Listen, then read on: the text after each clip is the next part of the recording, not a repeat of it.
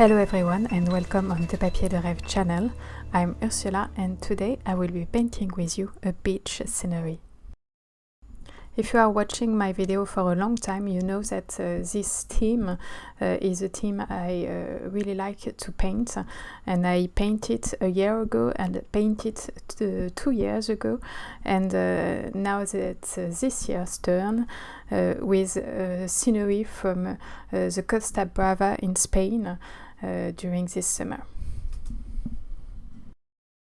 I'm starting this painting with the sky, and I want it to be very minimalistic just because this is not the main theme of this painting. So I want it to be quite very light and not very attractive to the eye, so that you will be focused more on the rocks below. The color of the sky is made just with manganese blue, and I will take this color in the sea also in order to have some link between the sky and the sea. But for the sea, I'm adding to this manganese blue hue some indented blue and Amazonic genuine in order to get a lot more turquoise color for the sea. And I'm trying to get a little bit more indented blue near the horizon line and a little bit more turquoise color at the bottom where the beach and the rocks are meeting the sea. And I'm adding a lot of texture with a spray bottle that make little droplets on the paper, and I think it's a really nice way to add texture for water. It looks like a little bit like if the water was sparkling on my paper, so I like this very much. And before I'm letting this layer dry, I'm adding a little bit more color here and there. I just want to work on the sea and the sky for this layer and not paint right away the rocks on this painting, just because I want them to be quite strong against the sea. I do not want them to blend in the sea, so I'm waiting for that layer of sea drying before adding them. For the rocks, I'm using some hearth color with yellow ochre, burnt sienna, and a little bit of indented blue in order to tone down the burnt sienna and make it more a bit grayish, so that it's blend a little bit more with all the hearth tone for the stones. And I want the top edge of the rocks to be very sharp, because this edge is strong against the sea, but the bottom edge I will blend it a little bit later with some colors from the sea, so that it appears like it's sinking into the sea, and I think that's a good way to do it, with blending some blue color into the earth tone colors from the rocks. Yellow ochre and burnt sienna are quite some granulating colors, and as I'm using a rough paper, it creates some texture already in my paper, but I will add another layer to add some texture again, so that you can see really that there is rocks here. And I'm also adding a little tint of green in some area in the rock, just because there is some vegetation here, some greeneries here in the rocks, and even if the summer was very, very dry, there is some here, so that I want them to be a little bit present in my painting. As the rocks in the middle are not totally dry, it's the perfect time to blend a little bit the bottom edge of these rocks into the sea. So I'm adding a lot of colors here, a little bit darker than on my first layer, but with the same mix with manganese blue hue, indented blue, and Amazonic genuine.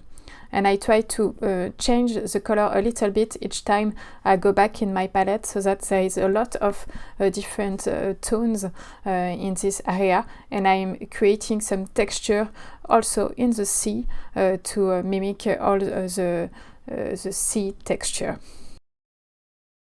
And I'm not trying to be realistic here. I just want to give you an impression of sea here in this part of my painting.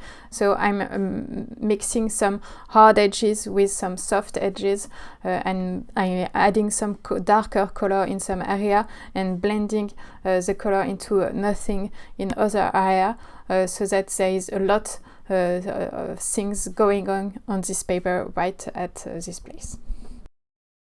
And before I'm letting this layer dry, I'm adding a little bit more color in some area, so that there is a little bit more going on here. And while it's drying, I will talk you through my supplies. For the brushes, I'm using an Escoda Último 1 inch and a Princeton Neptune 1/2 inch and a dagger brush, a silver brush, black velvet 1/4 inch. For the colors, I'm using indented blue, manganese blue, Amazonite genuine, yellow ochre, and burnt sienna. And my paper today is from Arches in rough. At this stage, the colors are in place, and I'm quite happy with this painting, but it lacks some details for you to understand properly what's going on this painting. So I'm adding firstly a little bit of shadow on the cloud in the sky. I try to keep it quite minimalistic because it's not my focus point, and I think that skies are better when they are minimalistic. If there is too much going on in the sky, sometimes it's a little bit disturbing in the painting. At least the way I'm painting the sky, for me it's disturbing. So I'm really happy that I was able to keep the sky very low and minimalistic. And I will focus this layer on adding shadow and depth to the rocks in the sea, just because for now they are a little bit flat and I want them to be very rocky, and I need also a little bit of texture in it, so that you are understanding a little bit better that there is rocks in here.